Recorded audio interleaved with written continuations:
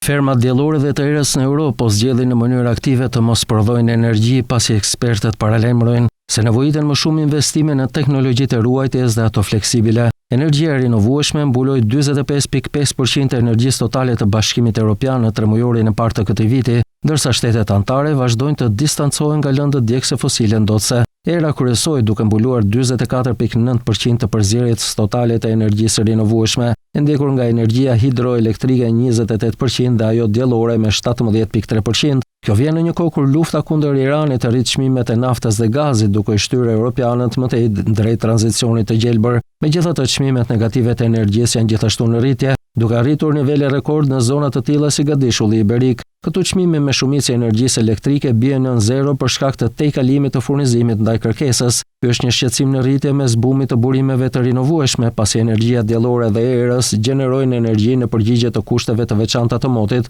në vend të kërkesës aktuale. Si rezultat, prodhimi i energjisë rinovueshme shpesh ndërpritet përkohësisht ose vihet në një prodhim të reduktuar. Kjo mund të ndodhë edhe kur moti ekstrem përbën rrezik për prodhimin e energjisë rinovueshme. Për shembull, kur fryn shumë erë që turbinat të funksionojnë në mënyrë të sigurt, kur kufizimi ndodh thjesht sepse gjenerimi i energjisë elektrike nuk është më i leverdishëm ekonomikisht, kjo njihet si kufizim i ndjeshëm ndaj çmimit ose kufizim komercial. Një analizë e re nga ofruesi i inteligjencës së tregut të energjisë Montel zbuloi se kufizimi komercial u tërhoq në pjesën më të madhe të kontinentit në gjysmën e parë të vitit 2026, krahasuar me të njëjtën periudhë të vitit të kaluar, me një përjashtim të madh. Gjermania regjistroi rritje të kufizimit komercial me 20%, edhe pse orët me çmim negativ në vend ran nga 389 në 299, duke shënuar një rënje prej 23%.